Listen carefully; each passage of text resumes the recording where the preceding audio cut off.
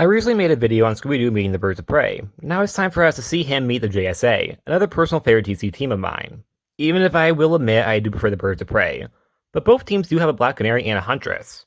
However, not Dinah Lance and Helena Bertinelli, but Dinah Drake and Helena Wayne, who are the first Black Canary and Huntress. However, Huntress isn't in the story, but Black Canary is. This is issue 39, or it was at first. You see, when the series was made digital, the issues were cut in half into 2 issues, making this series actually 100 issues rather than 50. And it would also turn this issue into 2 issues, that being issues 77 and 78. So if you want to read this digitally, it won't be under issue 39. This series was also low-key messy in dates, starting off in 2013, but other places label it as 2014. But regardless, in 2014 and 2015, they would have a very strong ongoing series, but then between 2016 and 2018, there would be months labeled places as having not had an issue come out, while other places say there were issues those months. So it is a little hard to keep track of. Just know, if you're looking for this issue in real life, look for issue 39, but if you're looking at it online, look for issues 77 and 78. The Scooby Doo gang are at some time capsule opening event in Washington. However, when it's open, it turns out to actually be a chest full of demons. Because, why not? It's similar to the 13 Ghosts of Scooby Doo show and recent animated movie to give closure on the old school series since it did not get a proper ending. These demons then proceed to flap their wings in the direction of the Washington Monument. That is a sentence I thought I would never say. Daphne then points out she can't exactly grab them as she tries to get one of them with her hand, and it just flies through her.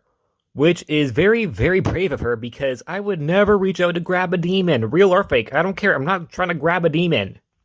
Also, they have some really weird high opinion on the monument, which, if you know the real history of, you might just find a little jarring.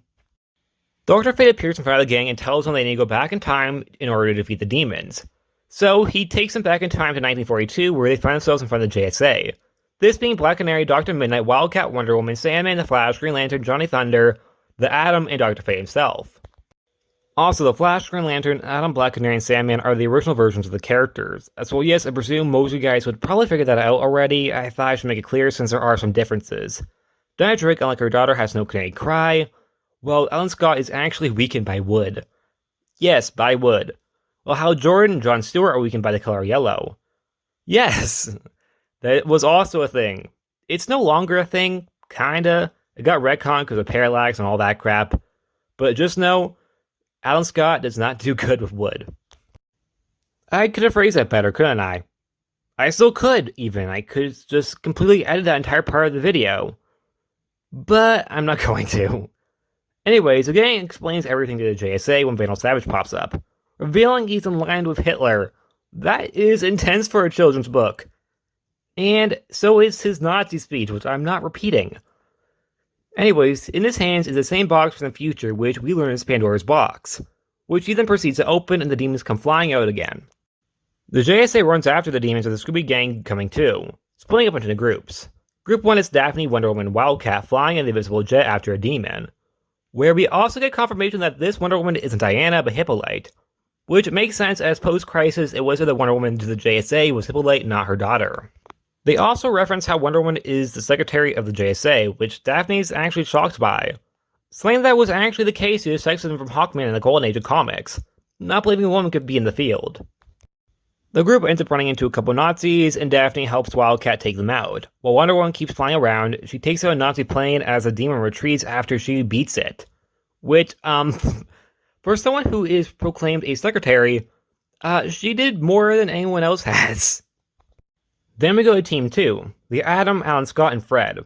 At some rally that a demon attacks where they run into Nazis too, one of whom takes out an Alan with a wooden stick, because why not?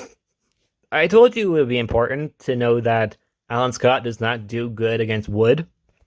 Is wood better or worse of a weakness than yellow?